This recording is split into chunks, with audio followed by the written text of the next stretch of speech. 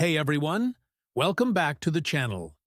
Today, we're diving into George R.R. Martin's recent post about House of the Dragon.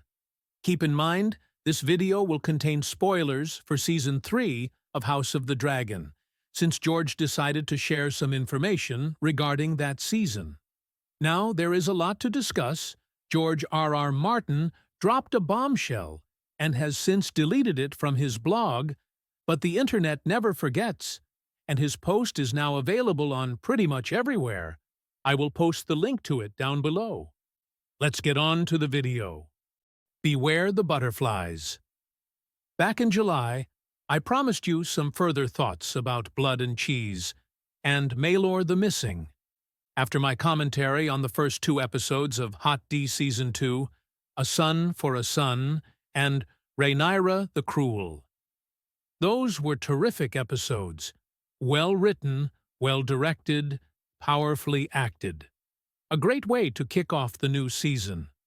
Fans and critics alike seem to agree. There was only one aspect of the episodes that drew significant criticism: the handling of Blood and Cheese and the death of Prince Jaehaerys. From the commentary I saw online, opinion was split there. The readers of Fire and Blood found the sequence underwhelming, a disappointment, watered down from what they were expecting.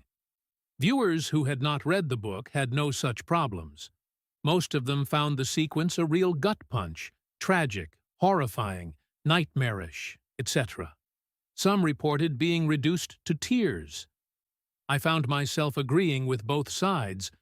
Personally, having read the books, I think the first episode was really well written. Regarding the Blood and Cheese incident, I tend to agree it was not completely what I expected, but I think it did a really good job indulging the readers and surprising the non-readers. In my book, Aegon and Helaena have 3 children, not 2. The twins, Jaehaerys and Jaehaera, are 6 years old. They have a younger brother, Maelor, who is 2. When Blood and Cheese break in on Helaena and the kids, they tell her they are debt collectors come to exact revenge for the death of Prince Lucerys. A son for a son. As Helaena has 2 sons, however, they demand that she choose which one should die. She resists and offers her own life instead, but the killers insist it has to be a son. If she does not name one, they will kill all 3 of the children. To save the life of the twins, Helaena names Maelor, but Blood kills the older boy, Jaehaerys, instead, while Cheese tells little Maelor that his mother wanted him dead. Whether the boy is old enough to understand that is not at all certain. That's not how it happens on the show. There is no Maelor in House of the Dragon. Only the twins, both of whom look younger than 6, but I am no sure judge of children's ages, so I can't be sure how old they are supposed to be.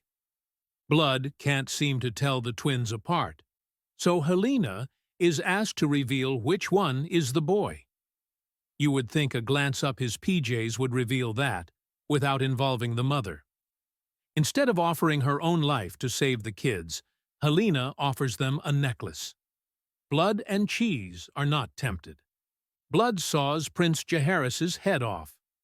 We are spared the sight of that. A sound effect suffices. In the book, he lops the head off with a sword. It is a bloody, brutal scene, no doubt. How not? An innocent child is being butchered in front of his mother. I still believe the scene in the book is stronger. The readers have the right of that. The 2 killers are crueler in the book. I thought the actors who played the killers on the show were excellent, but the characters are crueler, harder, and more frightening in Fire and Blood. In the show, Blood is a gold cloak. In the book, he is a former gold cloak, stripped of his office for beating a woman to death. Book Blood is the sort of man who might think making a woman choose which of her sons should die is amusing, especially when they double down on the wanton cruelty by murdering the boy she tries to save. Book Cheese is worse, too. He does not kick a dog, true, but he does not have a dog. and he's the one who tells Maelor that his mom wants him head. I would also suggest that Helena shows more courage, more strength in the book, by offering her own life to save her son. Offering a piece of jewelry is just not the same. I have to agree with George here. This is a really good point. For non-book readers, the scene hit hard. It was emotional. It was shocking. I think the show did capture the horror of it, especially with the way they built up Helena's terror and Jaehaerys's innocence. It was just not as intense as the books, and some of the small choices changed the scene in terms of horror. As I saw it, the Sophie's choice aspect was the strongest part of the sequence, the darkest, the most visceral. I hated to lose that, and judging from the comments online, most of the fans seemed to agree. When Ryan Condal first told me what he meant to do, ages ago, back in 2022 might be, I argued against it, for all these reasons. I did not argue long, or with much heat, however. The change weakened the sequence, I felt, but only a bit. And Ryan had what seemed to be practical reasons for it. They did not want to deal with casting another child, especially a 2-year-old toddler. Kids that young will inevitably slow down production, and there would be budget implications. Budget was already an issue on House of the Dragon. It made sense to save money wherever we could. Moreover, Ryan assured me that we were not losing Prince Maelor, simply postponing him. Queen Helena could still give birth to him in Season 3, presumably after getting with child late in Season 2.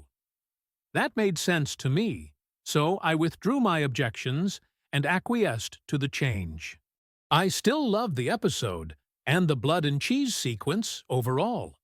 Losing the Helena's choice beat did weaken the scene, but not to any great degree. Only the book readers would even notice its absence.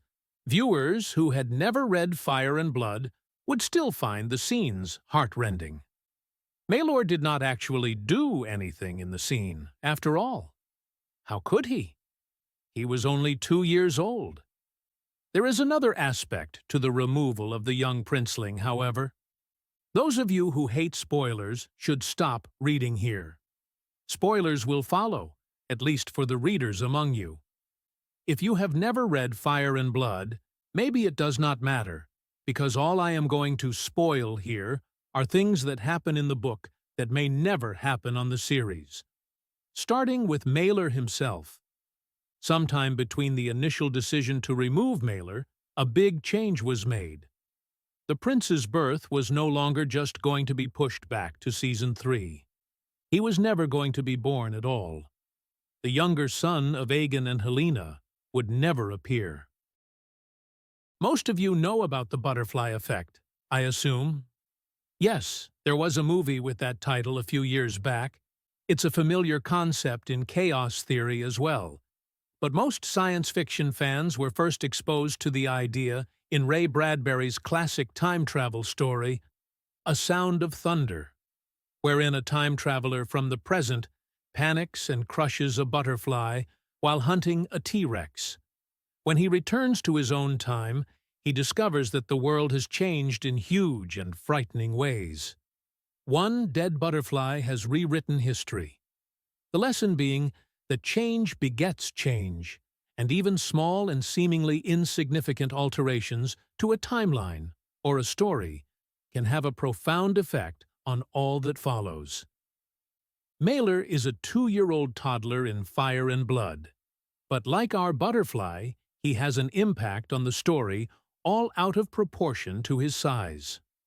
The readers among you may recall that when it appears that Rhaenyra and her blacks are about to capture King's Landing, Queen Alicent becomes concerned for the safety of Helena's remaining children and takes steps to save them by smuggling them out of the city. The task is 2 knights of the Kingsguard. Sir Willis Fell is commanded to deliver Princess Jaehaera to the Baratheons at Storm's End, while Maelor is given over to Sir Rickard Thorne to be escorted across the Mander to the protection of the Hightower army on its way to King's Landing. Willis Fell delivers Jaehaera safely to the Baratheons at Storm's End, but Sir Rickard fares less well. He and Maelor get as far as Bitterbridge, where he is revealed as a kingsword in a tavern called the Hog's Head. Once discovered, Sir Rickard fights bravely to protect his young charge and bring him to safety, but he does not even make it across the bridge before some crossbows bring him down. Prince Maelor is torn from his arms, and then, sadly, ripped to pieces by the mob fighting over the boy and the huge reward that Rhaenyra has offered for his capture and return. Will any of that appear on the show?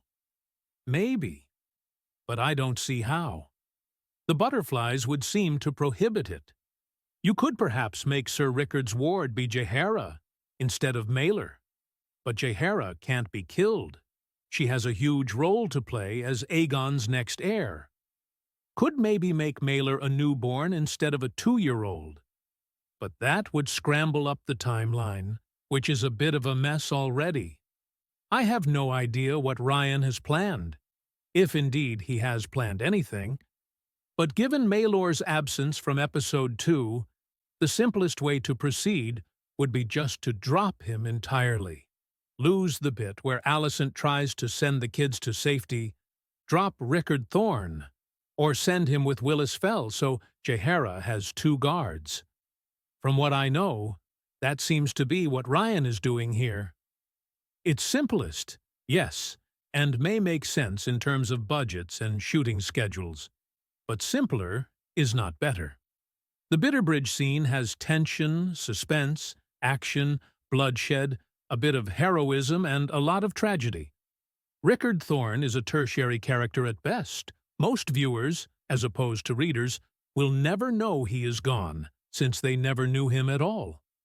But I rather liked giving him his brief moment of heroism, a taste of the courage and loyalty of the Kingsguard, regardless of whether they are black or green. The butterflies are not done with us yet, however. In the book, when word of Prince Maelor's death and the grisly manner of his passing, pages 505 reaches the Red Keep. That proves to be the thing that drives Queen Helaena to suicide. She could barely stand to look at Maelor, knowing that she chose him to die in the Sophie's Choice scene. And now he is dead in truth, her words having come true. The grief and guilt are too much for her to bear. In Ryan's outline for Season 3, Helaena still kills herself, for no particular reason. There is no fresh horror, no triggering event to overwhelm the fragile young queen, and the final butterfly follows soon thereafter. Queen Helaena, a sweet and gentle soul, is much beloved by the small folk of King's Landing.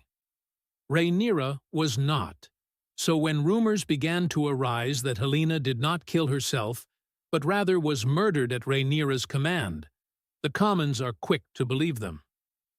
That night, King's Landing rose in bloody riot, I wrote on page 506 of Fire and Blood. It is the beginning of the end for Rhaenyra's rule over the city, ultimately leading to the storming of the Dragon Pit and the rise of the Shepherd's Mob that drives Rhaenyra to flee the city and return to Dragonstone, and her death. Maelor by himself means little. He is a small child, does not have a line of dialogue, does nothing of consequence but die. But where and when and how, that does matter. Losing Maelor weakened the end of the blood and cheese sequence, but it also cost us the Bitterbridge scene with all its horror and heroism. It undercut the motivation for Helena's suicide, and that in turn sent thousands into the streets and alleys, screaming for justice for their murdered queen. None of that is essential, I suppose, but all of it does serve a purpose. It all helps to tie the storylines together, so one thing follows another in a logical and convincing manner. What will we offer the fans instead, once we've killed these butterflies? I have no idea. I do not recall that Ryan and I ever discussed this, back when he first told me they were pushing back on Aegon's second son. Maelor himself is not essential. But if losing him means we also lose Bitterbridge, Helena's suicide, and the riots, well, that's a considerable loss.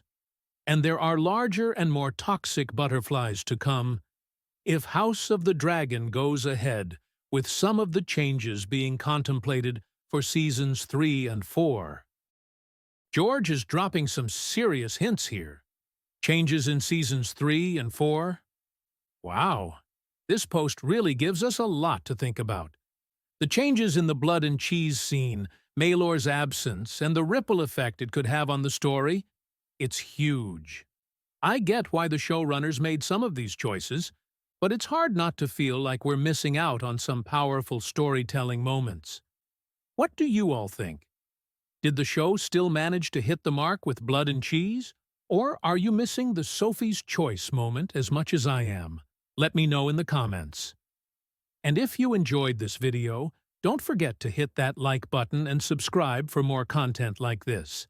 We've got a lot more House of the Dragon to talk about as we get closer to Season 3. Thanks for watching, and I'll see you in the next one.